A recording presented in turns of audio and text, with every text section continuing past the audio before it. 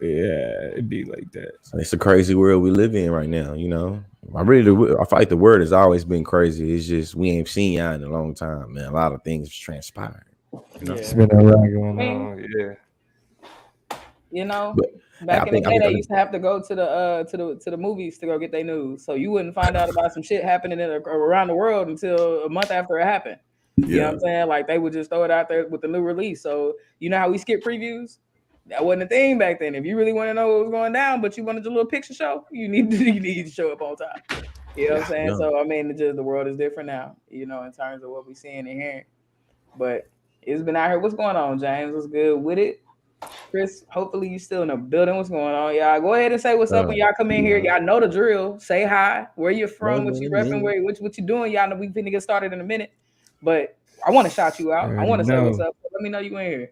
Yeah, and into something that's crazy is that 2 days ago when it was 112 degrees in Norman, it was hotter in Norman than it was in the Sahara Desert. Goodness gracious. In the city, we gon' slide, bet I be there pronto. Me, my guys, we really live. Lord forgive me, pay my tithes. Please don't have me reach inside. And that's in the console. Keep the semi when I ride. Lit off Henny when I drive. In the city, we gon' slide. Bet I be there pronto. What's going on? What's really good? What's popping? It's another Thursday night right here with the Chop Up fam. It's good to be with y'all. It's your girl Toya G. I'm hanging with my brothers. Who else we got going on up in here? So say I what's know up, what it y'all. is. It's Damo, the political plug. We back. It's been a minute. Eastside Long Beach in here. What's up with it? I see him. I see I'm saying what's up in the chat. But we Yeah, back. We got a lot to talk about. This world is crazy. Let's it's go. wild out here. Yeah, man. Hey, and listen, while we introducing ourselves and things like this, let us know not only where you coming in from, but what's been the craziest shit that's transpired since things been going on. So we're gonna get into that, but it's consciously, consciously.com. Education is elevation. Appreciate y'all for tapping in. You know what I'm saying? Don't go nowhere. Like, share, subscribe, do all Yeah, that things right there. We're gonna be coming live a lot more. Y'all gonna be seeing our faces a lot more. The summertime been going crazy. The definitely. school I'm starting back seeing soon. it's true, and I ain't ready. On behalf of all educators out there, goodness gracious, y'all, it's already time. But definitely got a lot of love coming in the chat. I want to shout y'all out because I told y'all to drop it in here. So we got people.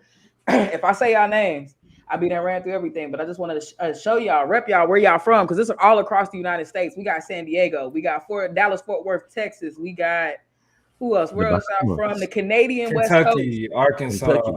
I ain't never heard of Charlotte. Canadian West Birmingham, Coast. Long Beach. Yeah. What's good, LBC? Paris is in the building. Is Paris, that California, by the way. is You know, that Ardmore, Oklahoma? you know, Kentucky's in Ardmore, the baby. building. Shout out to Ardmore. The Shout out to Bahamas Birmingham, is in the Brooklyn. Yeah, building. Brooklyn, yeah, New yeah, York, yeah. New Kentucky. Mexico. So I'm look. It's love to all of y'all. Thank y'all for rocking with us. I know these summer months we on a little bit of a vacation too. So this is really a chop up tap in. You know, we trying to slide with y'all, make sure everything is good. We definitely, you know what I'm saying, know that a lot of things are happening around us right now. And that's really kind of where I want to go ahead and just jump into the topic for tonight because this is a little bit of a vibe check, if you will. Just because we ain't seen each other in a while, we ain't talked in a while. And it seems like my timeline been hopping. My news been hopping, my phone been blinking, and it seems like a lot has been going on. Not only in these last couple weeks, but like consistently, right? And Yeah. so I don't know. It's just like I feel like let's just I'm gonna run a little light list. We got uh global warming, we got COVID, we got monkeypox, we got a case of polio found in New York, Mhm, the state of New York mhm, today. mhm, We have mhm. mass shootings, we have uh what else we What, got? Y'all Jalen know Walker me. got A shot 60 Republican times? Supreme Court. We got a Republican Supreme We got a Court, Republican conservative. Supreme Court that's leading to Yeah. abortion bans and all other types of Mhm. threats of other policing of bodies, including LGBT folks. What else you got, Lee? Oh yeah, we got women already being criminally charged, you know what I'm saying, in different states for going to other states to get an abortion.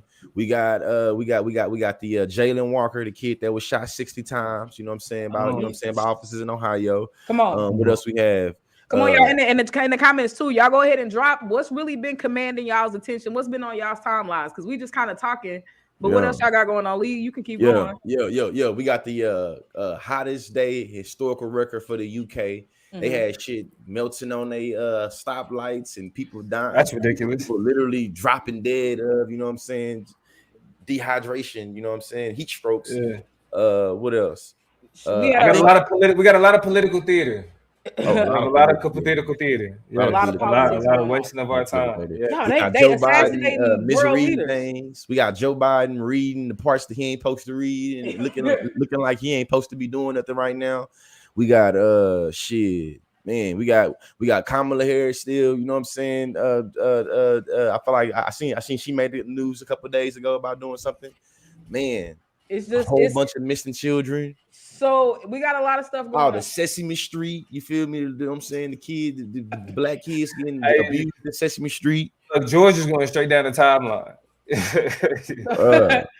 I mean, just all of this to say, you know what I mean? Like, it's just it feels overwhelming. Is it fair to say that it's a lot? Is it just me, or does it not feel like? I guess, is the world getting crazier, or are we just seeing more of the world? Like, what do y'all think? Do y'all think? Nah, I think the world getting crazier. The world getting crazy. When I seen the shit about when I realized that the reason why so many people been having crazy, symptoms dealing with their sinuses and all that is because there was an active, you feel me, strategy to take out trees to make it where the trees that bear fruit. You feel me? Like the whole. I seen somebody's comments and say something about the bees. I realized that the narrative about where the bees is going and all that, it's like, yeah, we have too much pollen in now, and we have all these. I feel like I don't want to feel like sounding competent saying it, but it's like we have, I guess, male trees, and the trees that bear fruit is like, I guess, the female trees, and we've had across America, you feel me, just like literally the whole natural process of nature being able to provide us things to be able to survive and live, like fruit and vegetables. Those things have been taken out of the community. The impact of industry on the environment. We started to see the impact of industry on the environment.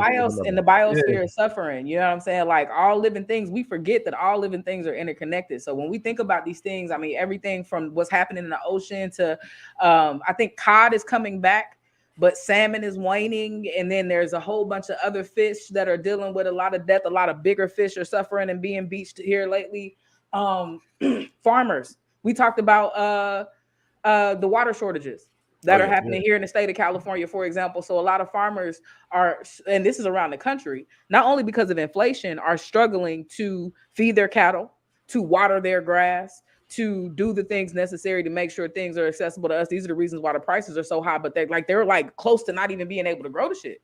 Like, you can't, waste water in blazing hot temperatures, by the way, right? So a lot of the agricultural things that people would do in certain times of the day, well, it's hot all day long. So you can't put water on plants in the sun, in direct sunlight. It's going to cook them. It's going to sizzle them. The water's not going to get a chance to actually be absorbed by it. So then your waste it's just a lot of mathing that's having to be done right now to feed a whole population. And to add to what you said too, I told you I was watching that documentary about avocados, and that specifically in between San Diego and Orange County, that the avocado industry has literally taken South California's natural waters and made it where there are a lot of farmers that farms been they families for generations.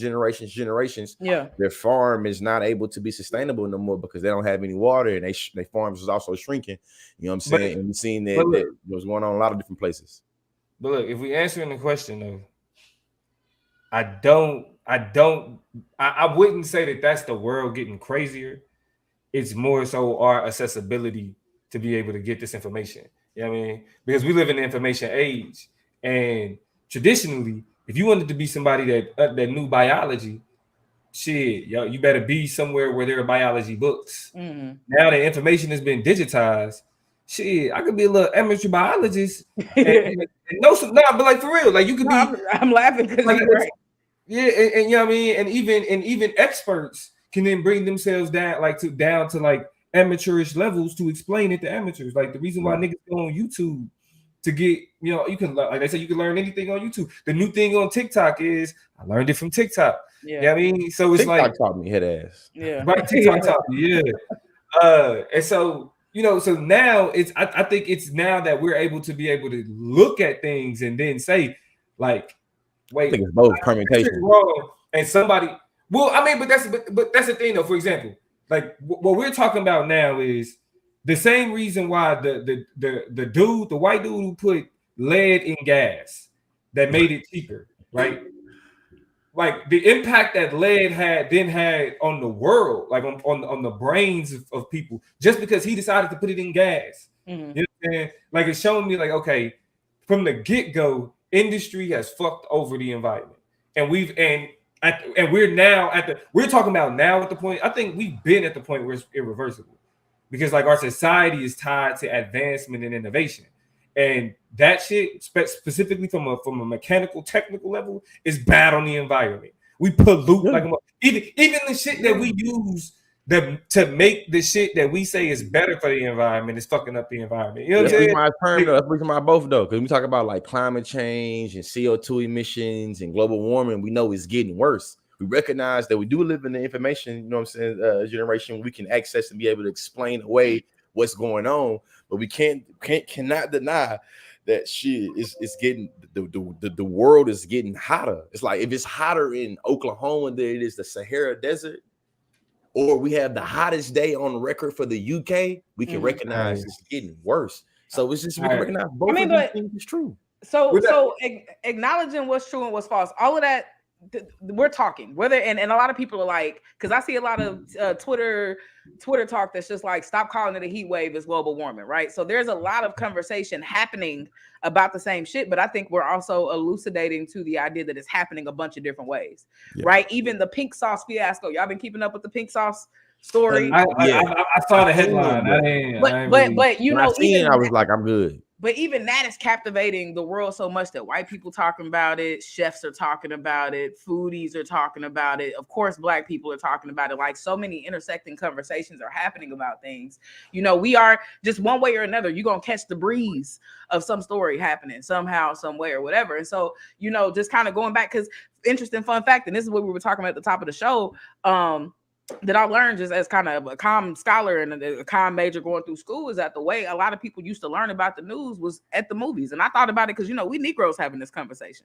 So what I shared at the top of the show before we really got started was that the way that people used to access news back in the day is not, of course, anywhere near how we do it now. You used to have to go to the movies and you would hear about some shit happening over in Germany or what's happening over in Britain or something like that over here a month after it happened. You just happen to go to the movies and you get caught up real quick.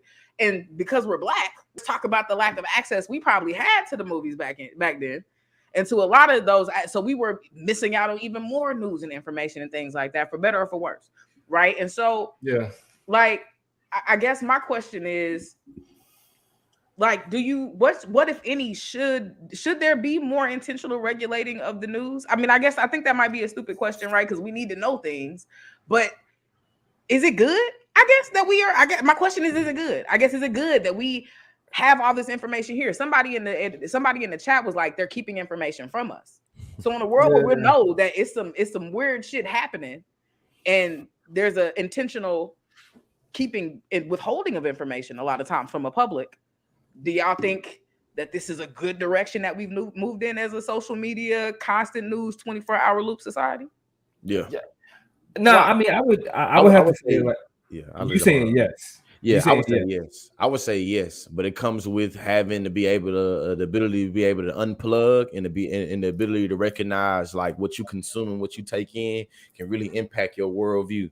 And I think that that's always already going to be a truism, that whatever you consume impacts your worldview. So I think that we might as well have more information at our access and at our display. Now, of course, because we have so much information, we also have like the highest levels of cognitive dissonance going on right now.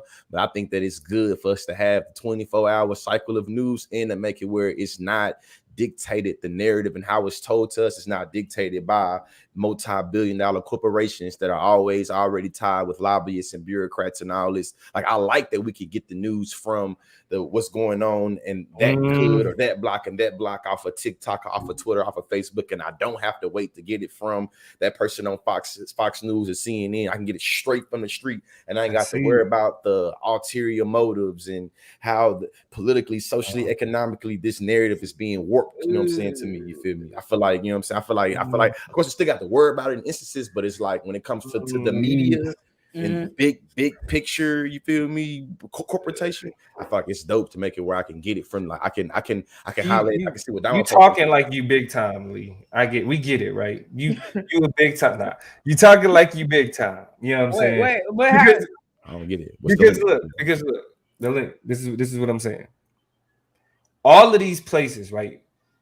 For you to say it, the fact that you can go to all these places and not have to worry about it's like,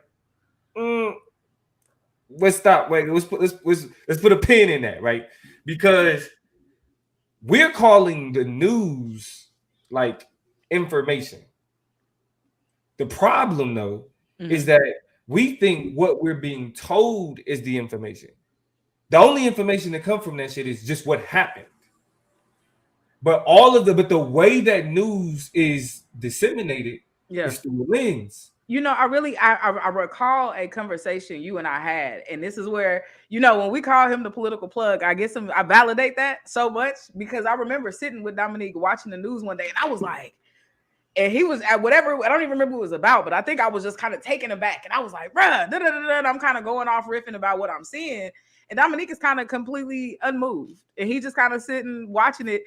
And he's just like, yeah. And I wish I remember the context of it. He was like, see, I watch the news to really understand what's happening, but I'm watching it on a couple different levels. Like I'm really watching, understanding, and knowing backstory. I'm knowing historical context. I'm knowing a lot of kind of ways to kind of see how things are moving and shaking. I take the time to read and get into backstory and stuff like that. That way, when it's presented to me in these spoonfuls, I'm not overly encapsulated by how it's being delivered because I understand kind of how everything's. And I was just like, let me relax, let me breathe, and rely on what I know. Rely on a little bit. The word discernment has been used a lot. Yes. Filters. Let me remember those things. Still missing something because I don't get what I'm waiting for I don't get it. Let them connect. Well, first of all, what she described is watching the news like the way you treat Google. You know what I'm saying? Really, when you put the information, when you put in there what you want to see, that Google search is surface level. That's just giving you inroads. The news is just giving you inroads, right? The problem though is we taking the road that they want us to take, as opposed to just getting we don't just get there's conflict in Russia. We get a narrative behind the conflict in Russia. Why there's a conflict in Russia? Who's the bad guy in Russia and Ukraine, right? We see that we see that happening. So the link that what I'm saying to you is when you say you can go to all these places and not have to worry about like that context, like that's impossible. Because the way in which that information is literally being presented to you it's like shit. If you order a burger and you say no ketchup, we say no tomatoes, no onions, no pickles, and you get that burger and it has tomatoes, onions, and pickles on it, right? You got to take that off. You can't just bite into the burger, and so we have to be concerned with all the other things associated with what's being delivered on TikTok. What is the message being promoted? What's the message being promoted on NBC or being on Fox? What's the importance of that shit? Like, I feel like it was coming up as a disagreement, and I don't get how what you just said. I said not context, I said corporations to make it where you don't have to only rely on the narrative of the corporations. So I don't. But that's the point though. Where the way that information is disseminated always has to do with corporations. We named Google, we named TikTok, we named TV shows. All of these things are tied to the argument is like there's no which I can see in a world where we like think about it, right? We live in a world that is not, it has freedom of speech, but that freedom of speech has limitations, it has implications. We talk about the N-word, right? You can use it, but results may vary, right? So we have a lot of policing that happens even on these platforms, a lot of agenda like keeping that happens on these platforms. TikTok still kind of, you've experienced being silenced there. So it's a free flow of information to an extent, right? But in that same regard, there is limitations, hoops, hurdles, all things you have to do. And there are some messages being constrained. Same thing with Twitter, same thing with Facebook, right? So I can kind of get where we are never not kind of at the behest of corporations to shape what we're taking I'm in. trying to see. I'm trying to Even see if where they're you not the confused by big this. Fox, ABC, NBC kind of traditional corporations that you're talking about. Is that a reasonable go between the explanation of what you were trying to get at, Plug? But that's what I'm trying to see. Where's the confusion? You I think the saying confusion, and if I'm reading it correctly, the confusion is in where there's disagreement, and there's disagreement. I don't think. I guess. I mean, George, do you disagree? I mean, Plug. I mean, I'm sorry. Consciously, do you disagree with what Dominique is saying? No, I mean, like, yeah, you saying business is inevitable. So whatever. I'm thinking about like when we can get a narrative from a small content creator that has 100 followers, or this random thing I seen on Twitter that, you feel me, this person ain't got no money and ain't pushing behind it. Like, I get the, like, you But did it that's on the Twitter, it's a big business, but it's just still like the way this information was disseminated. It was by an individual that just decided to put it on. I guess your argument Which is is the like, other side of that, but it still was on a business thing, and it's like, But no, not it's still on a business. Like one, I get it. I like that's the. I really don't see how you missing this, right? Yeah, I'm Like missing your point. even like, go ahead. What was you about to say, Toyin? Well, no, because I'm trying to function as a go between. I now understand Lee being like, I think there is. Fleeting Wells as well. I think Lee is saying, but there are still instances where like we have live examples of individuals being able to moderate, being able to explain, literally doing the work of saying, let me trim the fat, let me cut into some of the bullshit narratives that are out there and give it to you like this so that you don't have to weed through those meta narratives that we're talking about. So I don't know.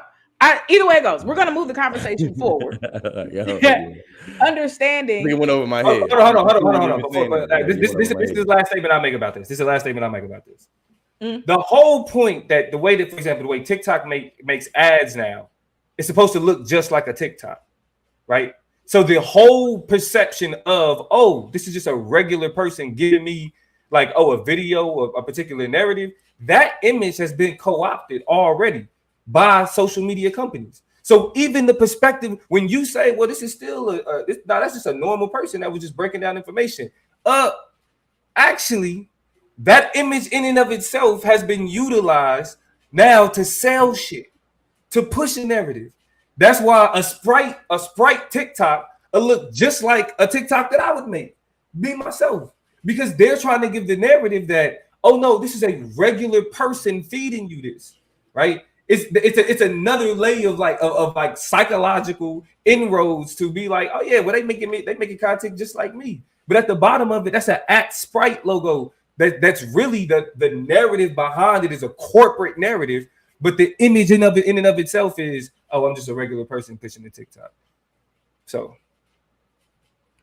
we'll call it even on both regards. Everybody's had a chance to elaborate on their opinion and position about the corporatization of the news. But that kind of leads me, I think, to my next idea, right? Or my next question. Now, Com Theory 101, I'm gonna put my teacher hat on real quick as a communication scholar, and describe what we know to be in the field as agenda setting theory, right? And agenda setting theory is, long story short, the idea that the media tells us, in some ways,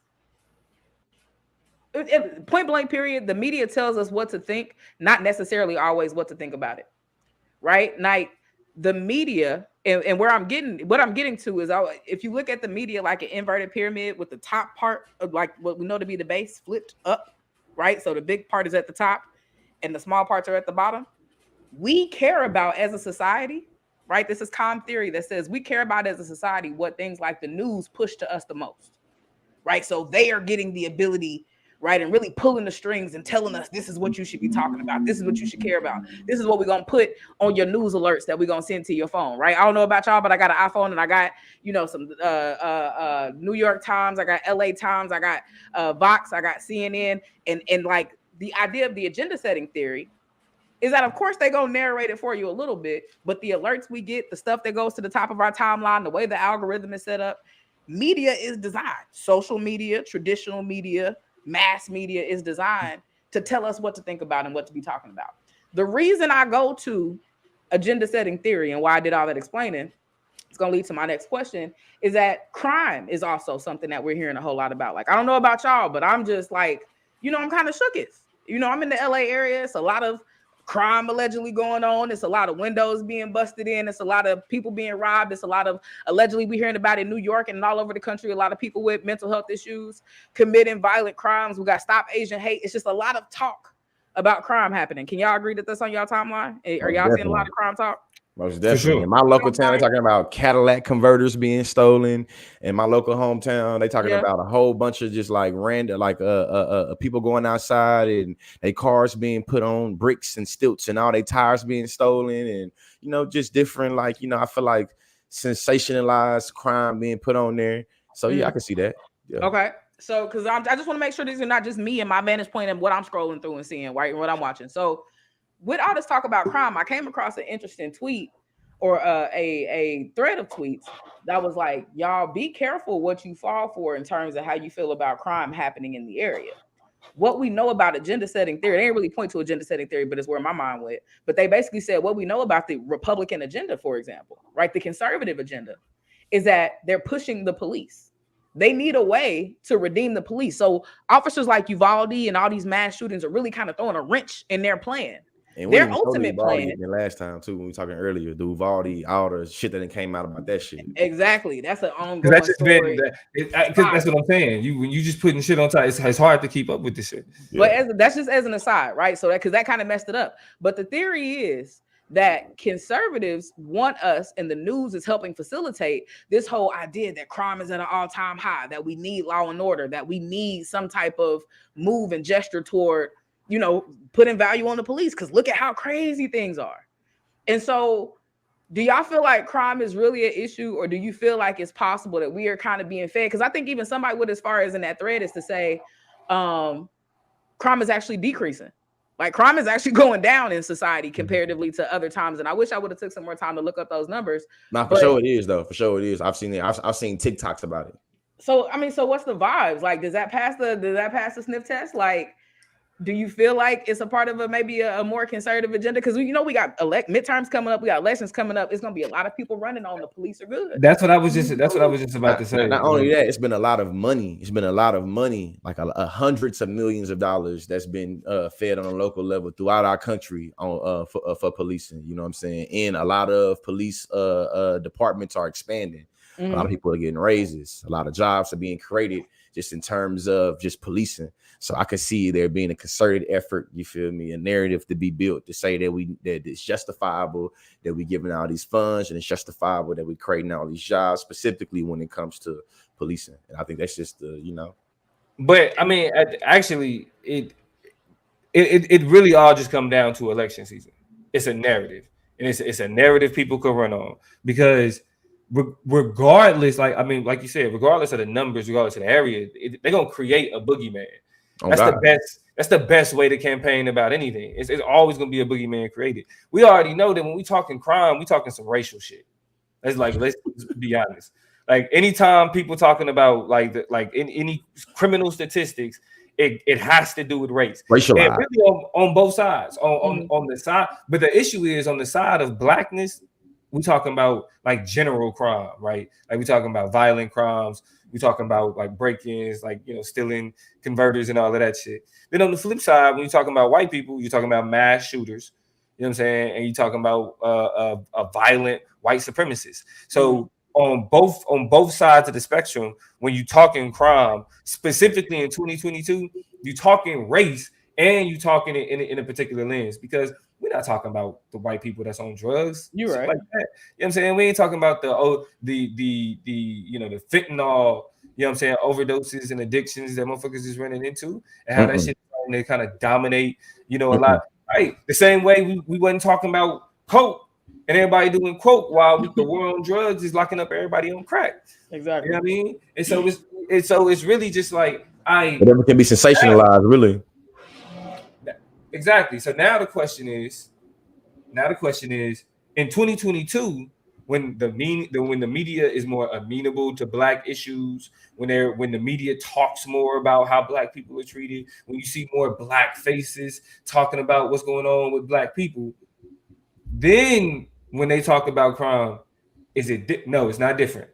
It don't matter how nicer they are. The fact that they having the conversation they having is situated around a racial narrative that gets views.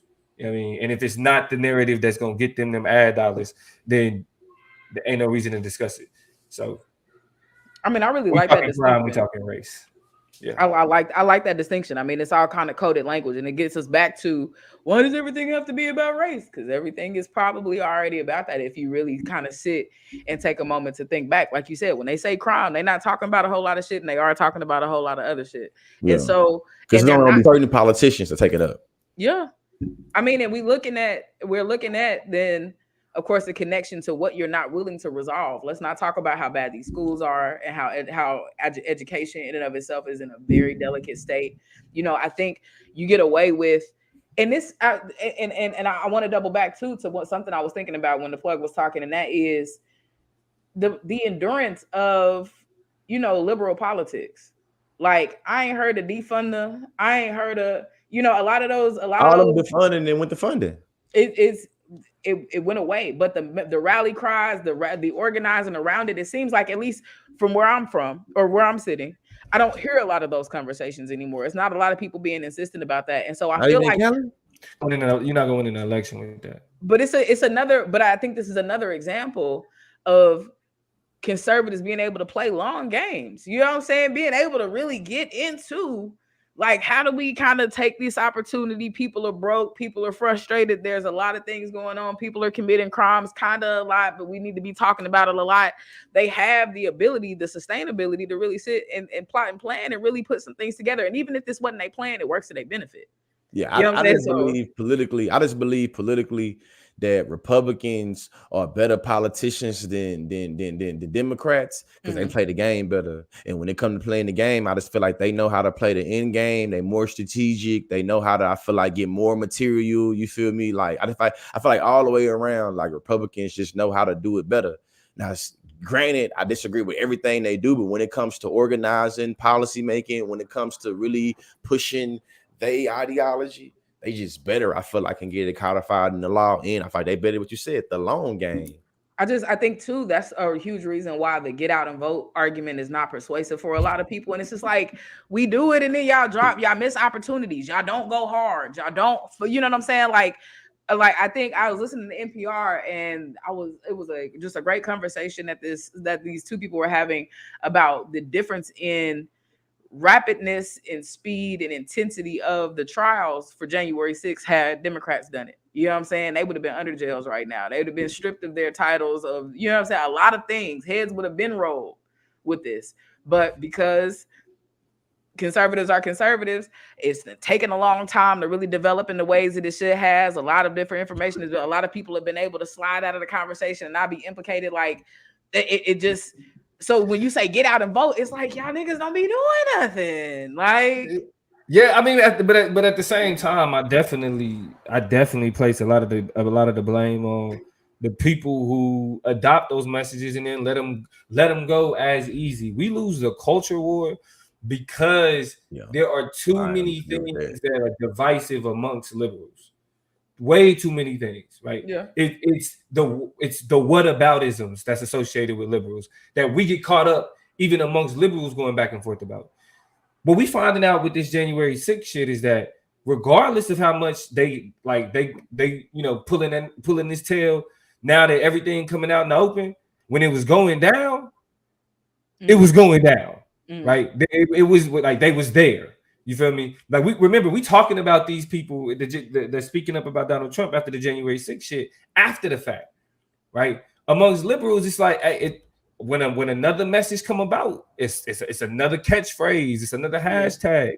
You feel me? Which is again a criticism that I had of BLM. Anything like if your movement is caught up in a trending fashion, it can be undermined by that same audience, by that same medium. Not even undermining something. It's just the trend is run out. That's what I think about trends. That's what makes them trends. It has a start and ending point.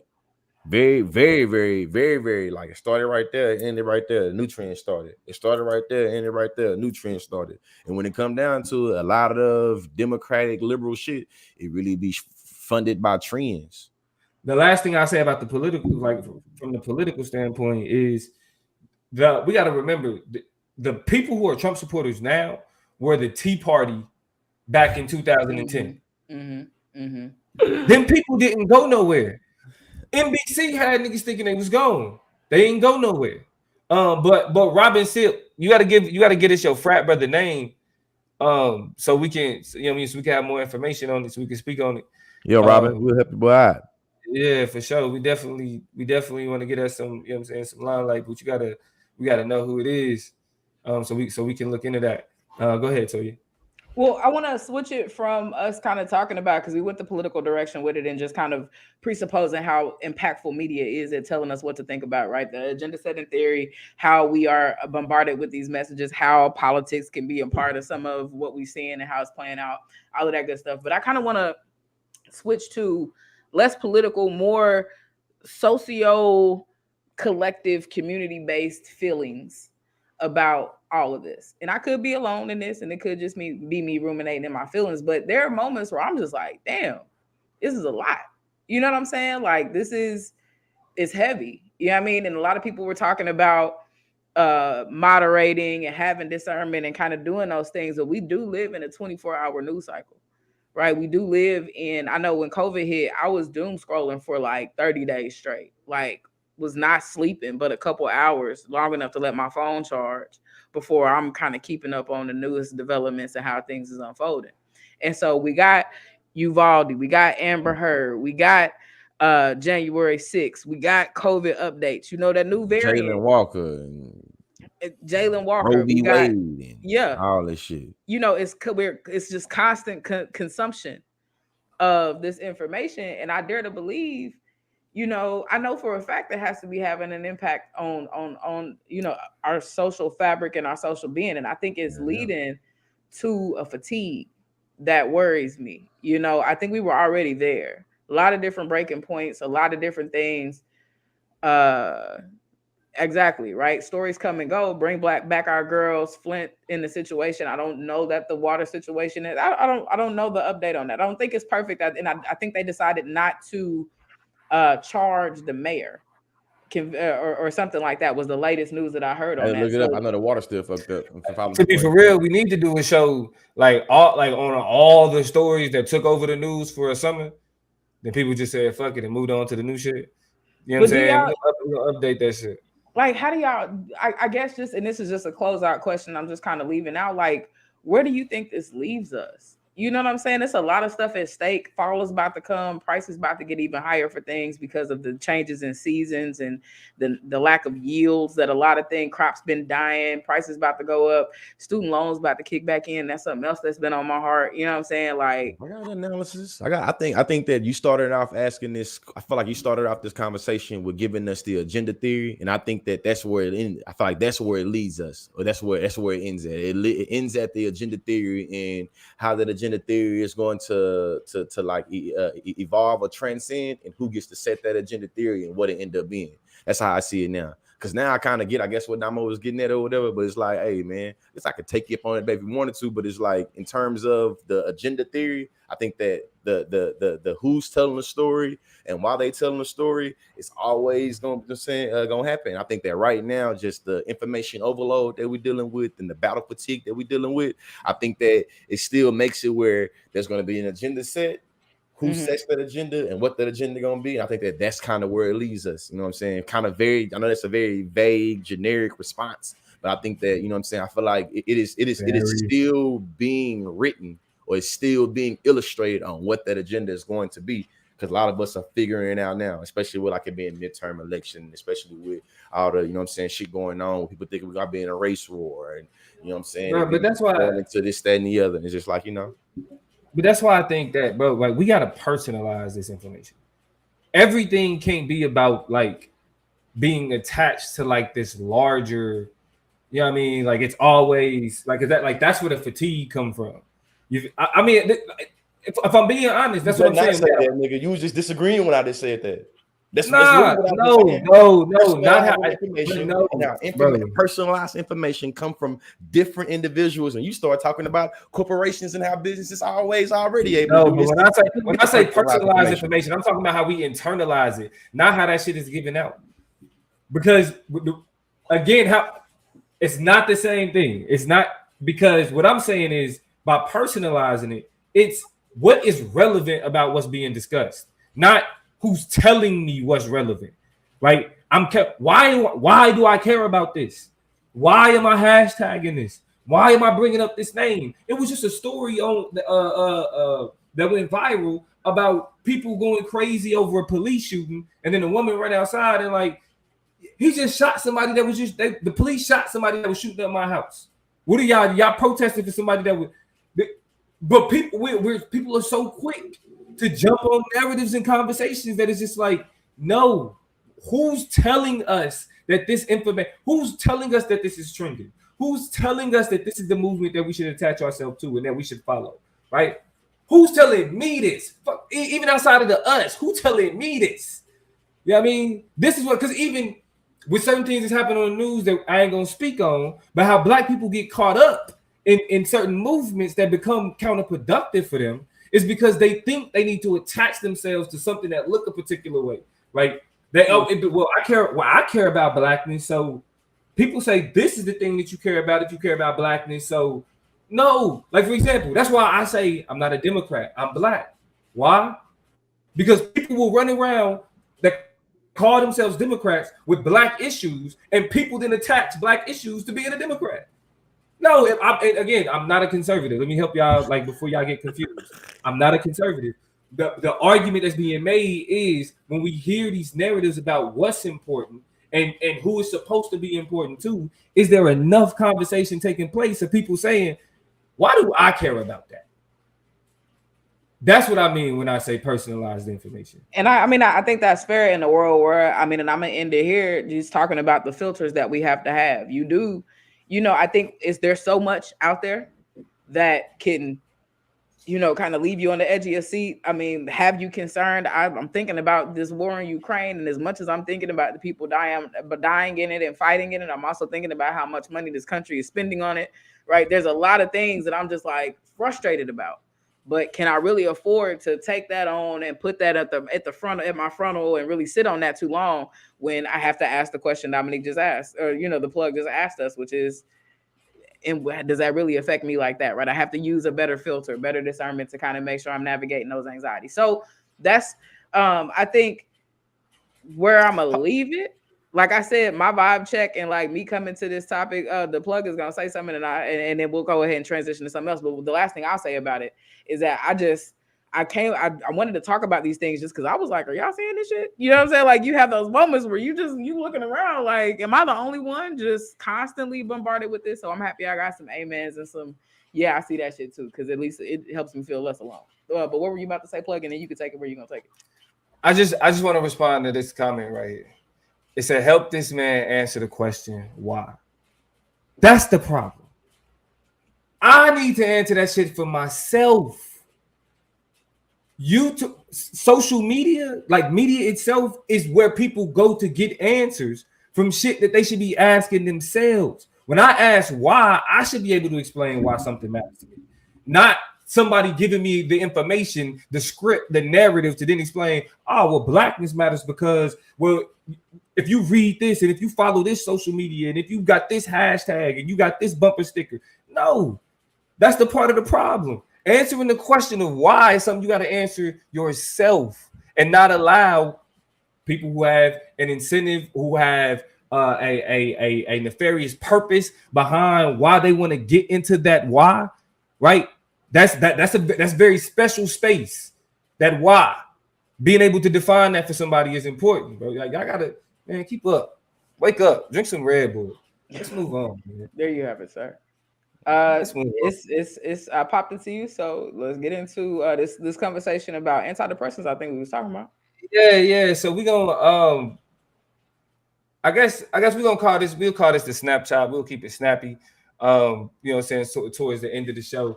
But I want to address a particular study that has come out that actually addresses the question of whether or not depression is caused by chemical imbalance, right?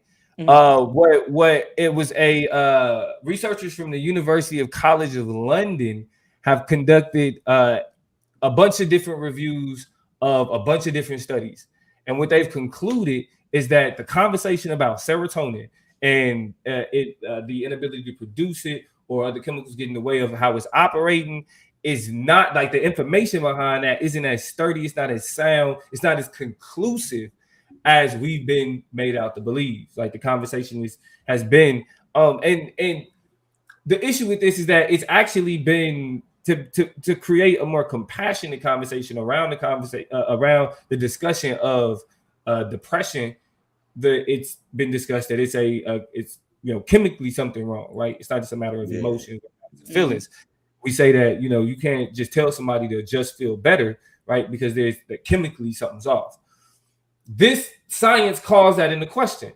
Now, the first thing I want to ask is, do you feel like that this type of information has the possibility to undermine that more compassionate stance? Because again, like we look at it like, hey, the science says X, so we need to look at it like X. But now that a large part of how we understand how depression has been operating in a more modern sense has been called is now fundamentally being called into question. Do y'all feel like it undermines that conversation, or is the compassion for these types of things strong enough to be able to keep it going without relying on that particular talking point?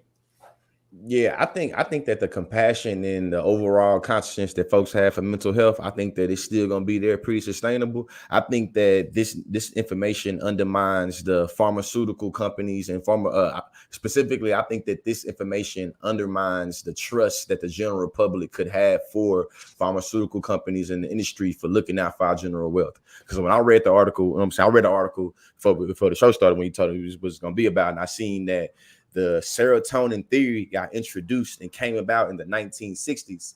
And it wasn't until the 1990s that pharmaceutical companies picked it up because they realized they could monetize, you feel me, this understanding of serotonin imbalance to be able to give antidepressants.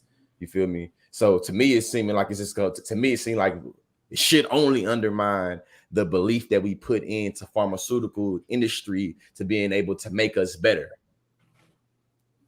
I mean, I think, the whole medication and taking medication and needing it, and I'll even specify it, especially amongst Black people, but people in general, right, is already something. It's an uphill battle, right? Getting somebody to recognize that they have an issue that they might need to be medicated for, but also knowing that they're the capitalist intentions of, the pharmaceuticals that are pushed on people, on top of the fact that they are highly overly expensive, right? And so a lot of people can't even get them even when they need them, right? It's very complicated.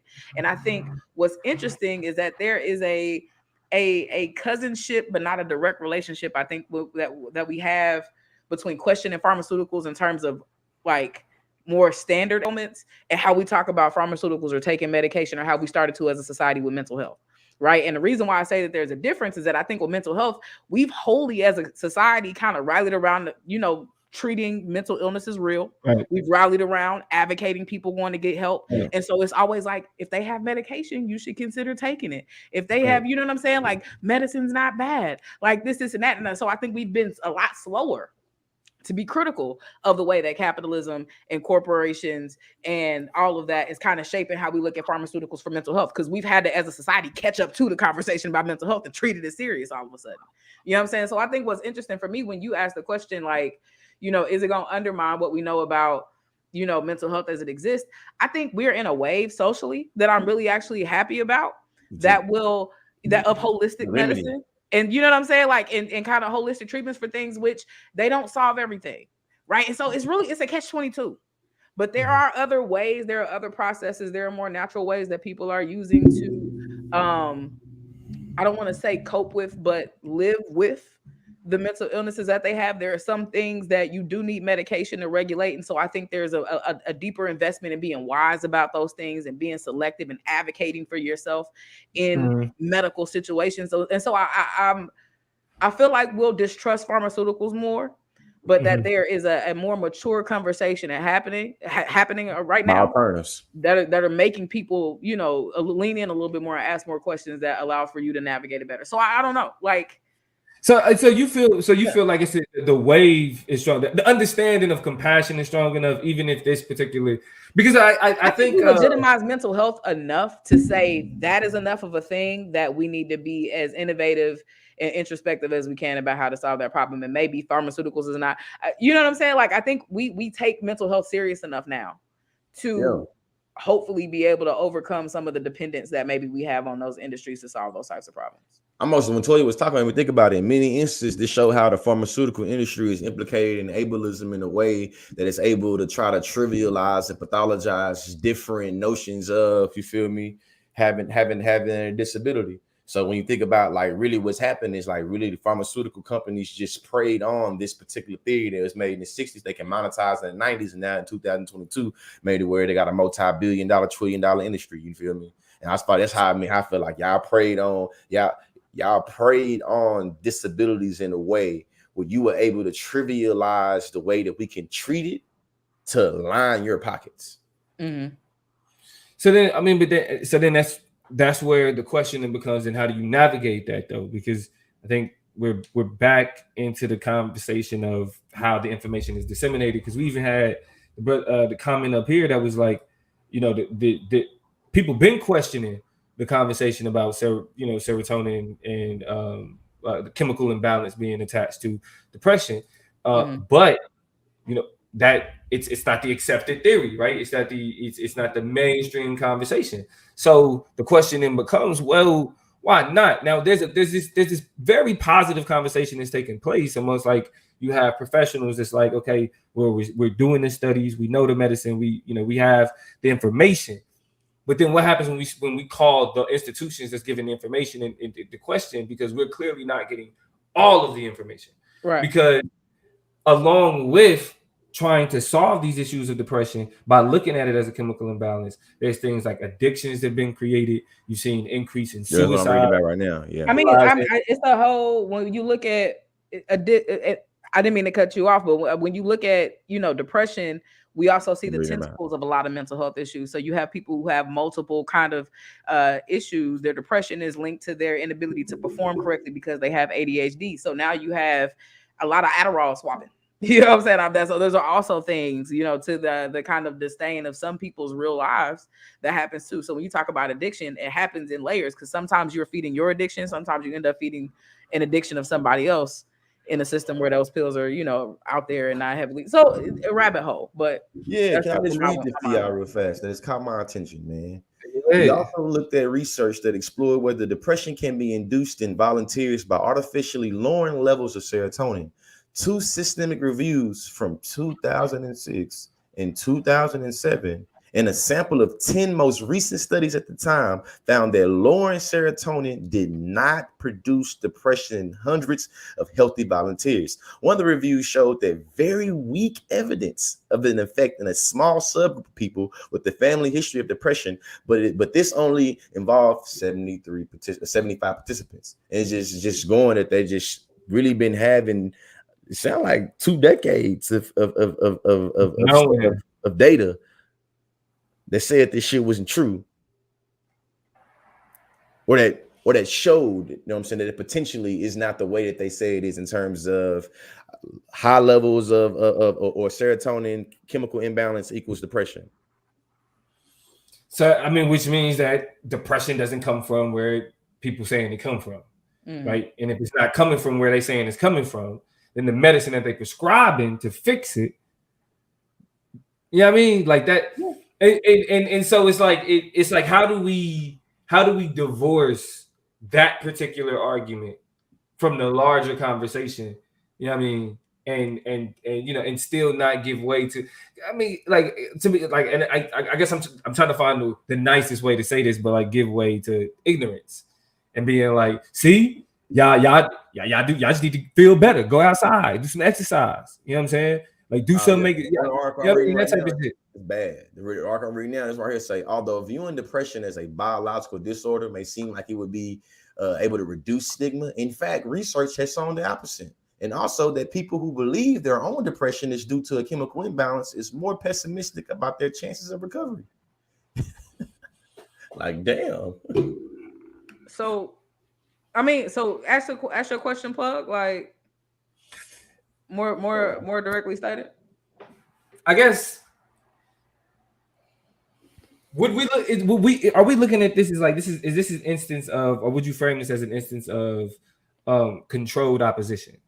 Well, and it wouldn't necessarily, because I'm trying to find the other way to flip it, because it's like it's not opposition, it's beneficial for us.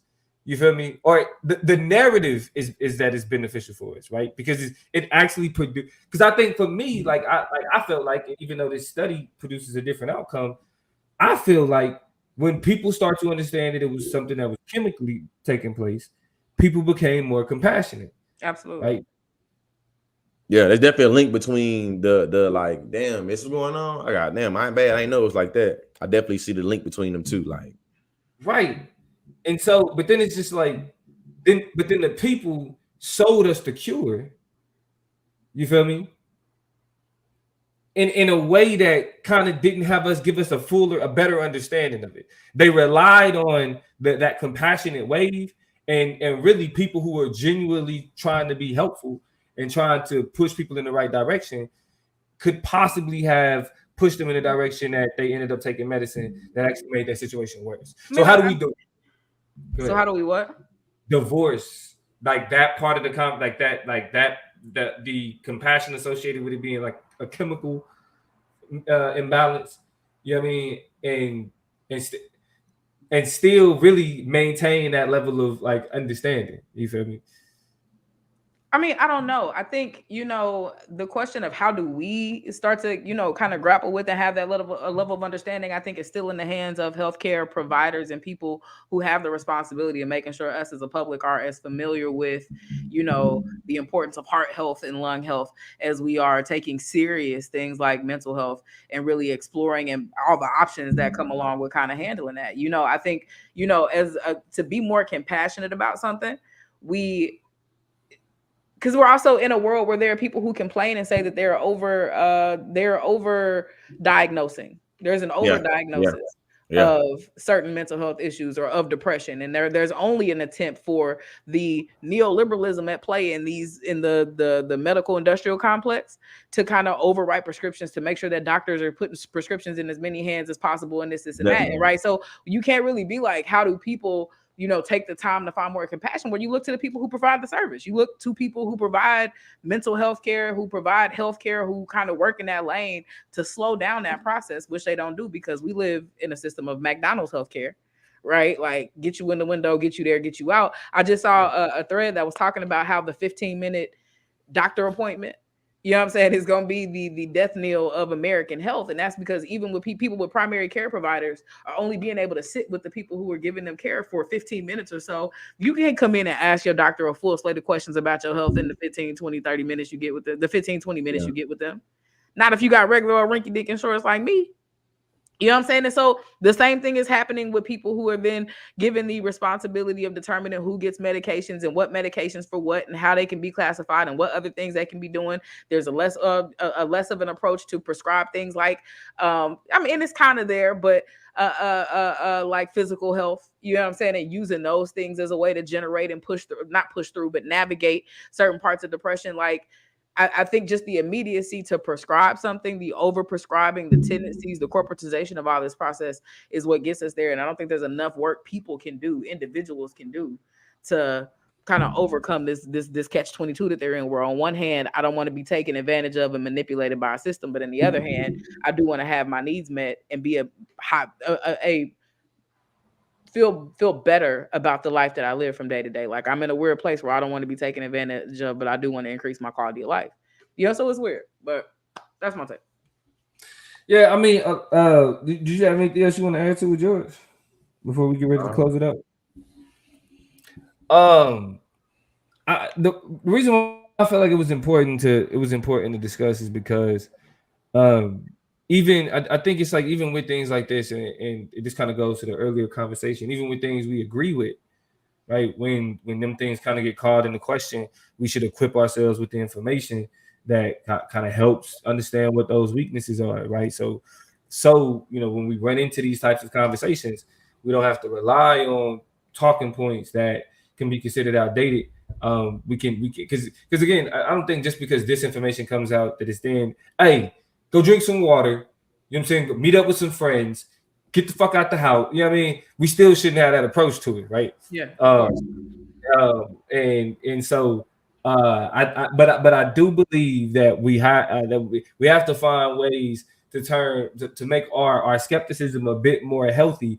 Because it's a thin line between running off on some wild shit, jumping out the window, conspiracies, and then at the same time questioning what it is that we are being instructed to put into our bodies, because with the amount of information that pushes back against how a lot of these things operate, for a lot of the medication that's prescribed to be associated with a narrative that really could be undermined, it's problematic.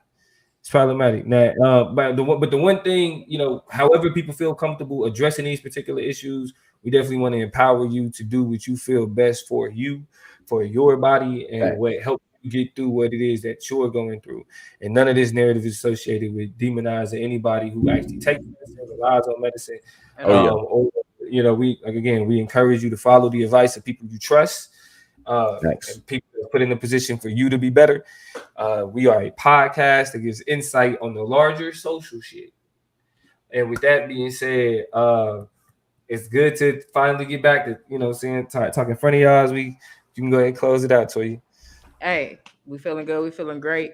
Like I said, this is just a tap in. We're gonna be back to regular scheduled programming as we transition toward the fall. So start looking for us to get back into our regular routine in mid-August, toward the end of August, as we kind of lock back in for the fall and the winter time. But we on summer break, so if we get the chance, we're gonna tap back in with y'all somewhere in between. Then you can definitely count on. We might pop up on you on a Thursday, but if we don't, just stay tuned. We'll be back toward the middle of August, end of August, and then we'll kind of start back up for the fall and get back to it. But until then, it's been your girl Toya G. It's been your boy Consciously. It's been your man, the Political Plug, and we have had a wonderful time hollering at y'all. Thank you so much. Robin has been dropping links to what's going on with his frat brother in the chat. So if y'all can check some of those things out, we can't copy and paste with the system that we on, Robin. So if you can give us some keywords of what to search, right? Maybe we can search something specifically, because you said it's all over social media, but he has a frat brother that has been, accosted by the police, got some situations that need some support, and we always want a signal boost.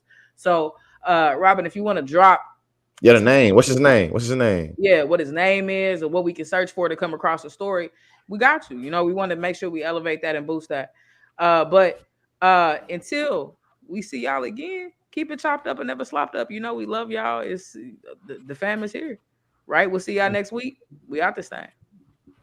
In the city, we gon' slide, bet I be there pronto. Me, my guys, we really live. Lord forgive me, pay my tithes. Please don't have me reach inside, and that's in the console. Keep the semi when I ride, lit off Henny when